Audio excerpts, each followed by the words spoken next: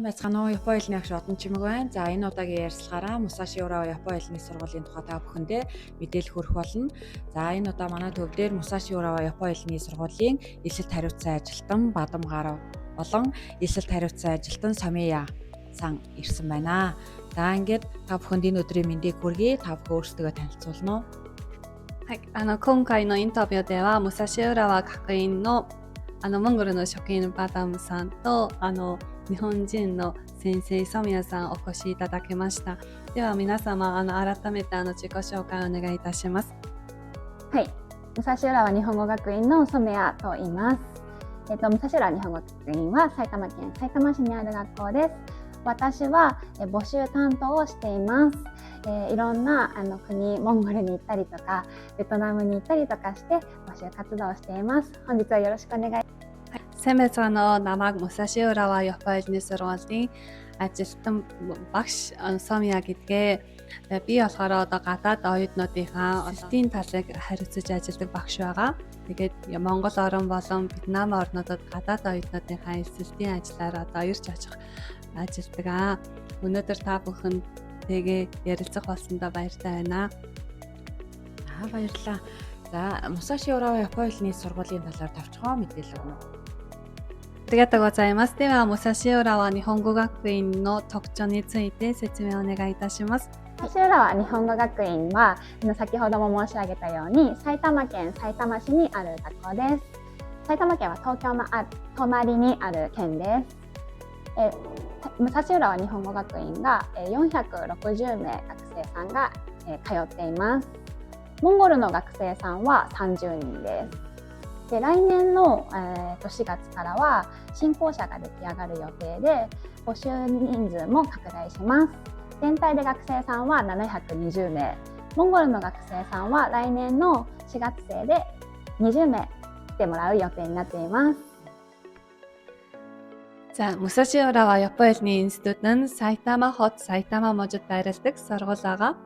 Тэгээ Сайтама хот нь муж нь болохоор Токиогийнхаа яг хажууд байрладаг муж. Токиогийнхаа төвлөө метрогоор Икебукуро руугаа 18 минут, Шинжикулугаа 23 минут нэг суугаад очих боломжтой байршил сайтай газар байрладаг. Тэгээ манай сургуулийн оюутнуудын маань тоо бол нэг жилдээ 460 оюутан суралцдаг байгаа. Тэдний дундаас Монгол оюутнуудын маань тоо бол 30 оюутан суралцж байгаа. Ирэх оны 4 сард манай хичээлийн байр томсгоод хичээлийн шинэ 3 дугаар байр нээлттэй хийж байгаатай холбогдуулан оюутнуудын маань тоо 720 оюутан эсвэлэх боломжтой болж байгаа. Энэтэй холбогдуулан Монгол оюутнуудын маань тоо шинээр зөвхөн элсэн суралцах оюутнуудын маань тоо 20 оюутан болон ихсэж байна. Баярлалаа. Musashi Urawa Япон хэлний сургууль маань итгэмжлэгдсэн сургууль статустай байдаг тийм. Энэ сургуулийн статусын хадлаар тайлбар өгнө үү?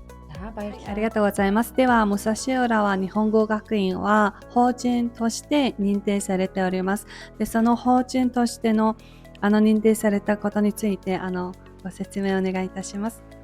はい、私たち武蔵浦和日本語学院は、学校法人の日本語学校です。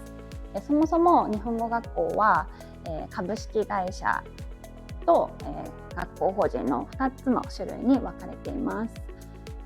株式会社は、どうしても利益を追求しなきゃいけないですけれども、学校法人はそういったことはないので、しっかりと学校の勉強にフォーカスした、授業というのを運営しております。 За баярлалаа. Манай сургууль нь болохоор итгэмжлэгдсэн институт гэж нэрлэгдсэн байгаа. За итгэмжлэгдсэн институт гэдэг маань нийтийн эрх ашигын төлөө үйл ажиллагаа явуулдаг сургууль гэж ойлгож болно. Япон улсад маань хувьцаат компани хувьцаагаар үйл ажиллагаа явуулдаг хэлний сургуулиудаас гадна итгэмжлэгдсэн сургууль гэж хоёр байгаа. Манай сургуулийн хувьд бол нийтийн эрх ашигын төлөө оюутнуудынхаа хичээл сургалтанд илүү анхаарч үйл ажиллагаа явуулдаг хэлний сургууль байгаа маа. Дараагийн нэг онцлог асуулт байна. Musashi Urawa Япон хэлний сургуулийг төгссөн оюутнууд бараг 100% тий ихтэй сургуульд тэгээд тэр дундаа бүр Японы дээгүүр ордог ихтэй сургуульд төвшин суралцаж чадаж байгаа. Тэгээд энэ онцлог давуу тал яаж тэр хүүхдүүд одоо тэр алдартай сургуулиуд тий төвшин сурч чадж байна вэ? Тэр талаар яриад өгнө. ありがとうございます。では、武蔵浦和日本語学院は進学率が 100% の学校ですね。では、その秘密について教えていただけますでしょうか。はい、そうですね。武蔵浦和日本語学院が進学率が 100% の理由は主に2つあります。1つ目はまず1人の学生さんに対して5人の先生をつけているっていう点なんですね。で、担任の先生1人と副担任の先生2人、それからモンゴル語の、ネイティブの先生1人と、あとは進学のプロフェッショナル知識を持った先生がつきます。大学入試っていうのは一つの学校だけ受けるのではなくて、朝鮮校、併願校、安全校をどうしていくかだったりとか、 EJU、JLPT をねどういうスケジュールで受けていくかっていうのがとっても大切です。そういった部分に関して5人の先生が協力して1人の学生さんに、サポートしております。それから2つ目の理由が私たちの学校が指定校の推薦枠っていうのがあるんですね。指定校の推薦枠っていうのは大学とか専門学校、大学院さんから枠をもらってるんですね。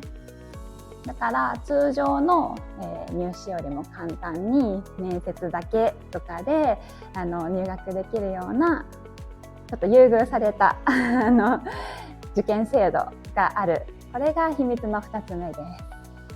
За, манай сургуулийн дэвшин суралцах 100% байдаг нь одоо тэр нууцын талаар одоо дэлгэрэнгүй тайлбарлая гэж бодож байна. Энэ нь бол 2 шалтгаантай байгаа. За, эхний 1-р шалтгаан нь гэвэл манай сургуулиас нэг оюутныг 5 багш харилцаж ажилладаг байгаа. За, тэдгээр 5 багш нь болохоор анги удирдсан багш, туслах багш нь 2 багш, тэгээд түүн дээрээ одоо Монгол багш оюутныхаа орчуулгын ажилтнанд туслаад ажилладаг байгаа. Түүнээсээ гадна Японы ихтэй сургуулиуд дэвшин суралцахад мэргэжлийн зөвлөгөө өгдөг мэргэжлийн багш гэж байгаа. Тэгээд нийтдээ 5 багш маань тухайн оюутныг харилцаж ажилладаг байгаа. Япон улсад ихтэй сургууль дэвшин суралцахад EJU-гийн шалгалтаасаа гадна JLPT-гийн шалгалтаа өгөх ёсноо шаардлагатай болдог. Тийм учраас тэдгээр шалгалтуудаа хэрхэн бэлдэх талаар багш нартайгаа зөвлөн бэлддэг байгаа. Мөн Япон улсын ихтэй сургуулиуд зөвхөн нэг сургуулиасаа гадна нэлээд хэдэн ихтэй сургуулиудад материалаа өгөөд одоо эсэлтийнхаа шалгалтыг өгөх шаардлагатай болдог учраас тэдгээр сургуулиудад хэрхэн яаж бэлдэх талаар эдгээр 5 багш нартайгаа зөвлөлдөөд эсэлтийнхаа бэлтгэлийг хийдгээ. За, үүнээсээ гадна 2 дахь том шалтгаан нь манай сургууль нь гэрээд сургуулиудтай хамтран ажилладаг байгаа. Энэ нь болохоор гэрээд сургуулиудаас манай Musashi Urawa Япон хэлний сургуулийн оюутнууд жилдээ тэдэн тооны оюутан суралцуулах эрхтэй гэсэн тоог авсан байдаг. Тиймээс одоо гэрээд сургуулиудад тодорхойлолтоор элсэн суралцах тохиолдолд энгийн ихтэй сургуулиуд суралцахаасаа харьцангуй хэлбэр зөвхөн одоо ярилцлага өгөө тухайн ихтэй сургууль суралцах боломжтой болно гэсэн энэ одоо маш том одоо давуу тал болж өгдөг. Маш их баярлалаа. За, сүүлийн асуулт. Ер нь бол Япон хэлний сургуулиудын талаар мэдээлэл өгж явахад нэлээд түгээмэл асуудаг асуултын нэг нь тухайн сургуулиудад тэтгэлэг байгаа юу, урамшуул байгаа юу, хөнгөлт байгаа юу гэж нэлээд асуудаг. Тэгэхээр Musashi Urawa Япон хэлний сургууль тэтгэлэг байдгүй. ありがとうございます。では最後の質問になりますが、多くの学生から奨学金があるかという質問をよく受け入れております。なので武蔵浦和日本語学院では奨学金はありますか？その奨学金についてご説明お願いいたします。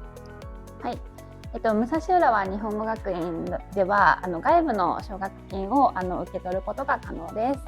具体的には共立だったりとか高山奨学金、それからJASOの奨学金があります。それらの奨学金は出席率とか、あとは学校のね成績っていうものが非常に重要になってきます。なので武蔵浦日本語学院に毎日しっかり通うことと勉強をしっかり行うことっていうところがポイントになってくるので、皆さんもねぜひそこの部分を頑張ってもらいたいなと思います。За Мусаши Урава Японы хэлний институтад суралцах хугацаанд одоо оюутнууд маань гадны тэтгэлгийг авах боломжтой байгаа. За гадны сангийн тэтгэлэг гэдэг маань одоо хувийн сан, улсын тэтгэлэг, JISA-гийн тэтгэлгийг одоо оюутнууд маань авах боломжтой байдаг. За тэтгэлэг авахын тулд оюутнууд маань мэдээж хэлний сургуультай 100% эрсдэлтэй ирэхээсээ гадна дүнгийн үнэлгээ мөн маш сайн үзүүлэлттэй байх хэрэгтэй байдаг. Тийм учраас одоо хэрвээ хэлний сургуультай суралцах хугацаанд тэтгэлгийг авахыг хүсэж байгаа оюутнууд маань Японы хэлнийхээ хичээлийг сайн хийгээд хичээгээрэй гэж зөвлөх байна. Баярлалаа. За ингээ өнөөдөр Мусаши Урава Японы хэлний сургуулийн талаар товчхон мэдээлэл та бүхэнд хүргэлээ. Тус сургуулийн 2026 оны 4-р сарын элэлтийн бүртгэл явагдаж байгаа. Та илүү дэлгэрэнгүй мэдээлэл авахыг хүсвэл Идокамс Японы хэлний сургуулийн төвд хандаарай. Баярлалаа. Кё одоо Мариато гозаймашта. ありがとうございました。